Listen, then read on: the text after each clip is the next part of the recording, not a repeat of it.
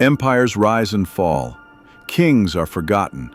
But one name still echoes through the ruins of time: Rome. A city carved from legend and stone.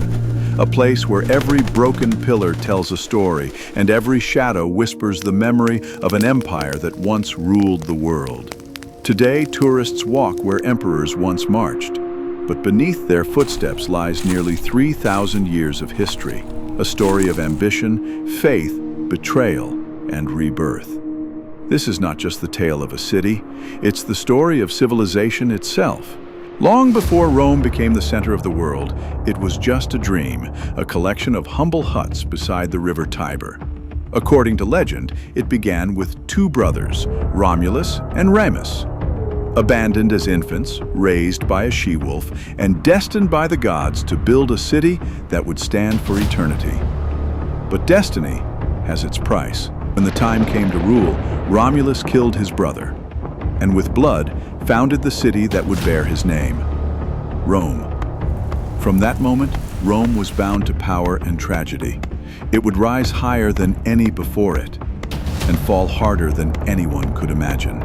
Long before Rome conquered the known world, the land we now call Italy was a patchwork of tribes: Greeks in the south, Etruscans in the north, and Latins in the center.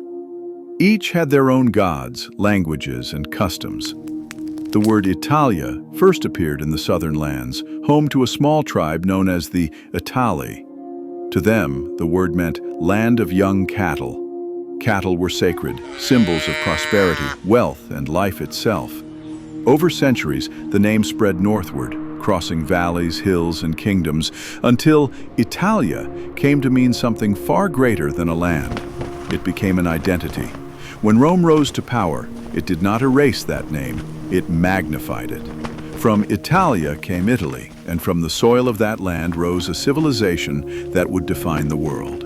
From the land of Italia, Rome was born, and with it, destiny itself.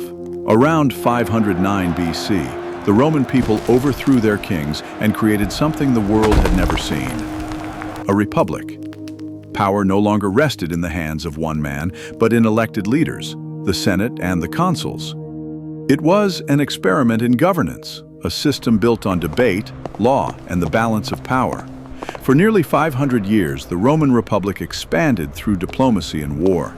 Its legions marched across Europe, North Africa, and the Mediterranean, building roads, cities, and a sense of unity among conquered lands. But with great power came greed. And soon, the republic that stood for freedom would drown in ambition. Out of the republic's ashes rose men of unmatched ambition: Julius Caesar, Augustus, and the emperors who followed. Caesar's brilliance on the battlefield made him a god in the eyes of Rome, but his thirst for power shattered the republic forever. When his own Senate assassinated him in 44 BC, they believed they were saving freedom.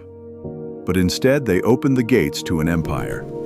Under Augustus, Caesar's adopted son Rome became the most powerful empire the world had ever seen. Its borders stretched from the sands of Egypt to the cold forests of Britain. Its armies were unstoppable. Its architecture, immortal. The Colosseum, the Pantheon, the Roman Forum, all stood as symbols of human achievement and of the empire's undying will. But no empire lasts forever. The same roads that carried Rome's armies out to the world brought corruption, disease, and rebellion back home. As emperors grew weaker, generals grew stronger. Greed replaced honor, faith replaced reason. And the heart of Rome began to crumble. By 476 AD, the Western Roman Empire fell. Its last emperor, Romulus Augustulus, was overthrown, and the Eternal City, once the master of nations, was left to the mercy of time. Yet, Rome never truly died. It transformed. Through the rise of Christianity, the fall of empires, and the birth of new nations, Rome remained the spiritual heart of the Western world. Artists of the Renaissance returned to its ruins, drawing inspiration from its beauty and wisdom. Michelangelo painted under its domes. Leonardo studied its proportions, And the idea of Rome, its discipline, its architecture, its law, continued to shape every corner of the modern world. Even today, when you walk through Rome's ancient streets, you don't just see history, you feel it. Because Rome is not just a city, it's a mirror, showing us what humanity can build and what it can lose. Night falls over the Tiber.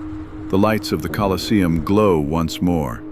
The same stones that once heard the cries of gladiators now echo with the footsteps of travelers from across the world. Rome endures, timeless, beautiful, and alive. Empires fade, people change. But Rome remains eternal. The night settles over the Tiber like a velvet shroud. The hum of the city fades, and the echoes of the past rise once more. The Colosseum glows in the dark, golden, silent, proud.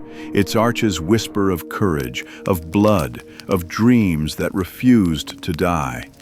Somewhere beyond the ruins, church bells begin to ring, their sound carried by the wind through narrow Roman streets, over the cobblestones where emperors once rode in triumph. Time has tried to erase this city 1,000 times through war, fire, and fall. And yet every time, Rome stood again.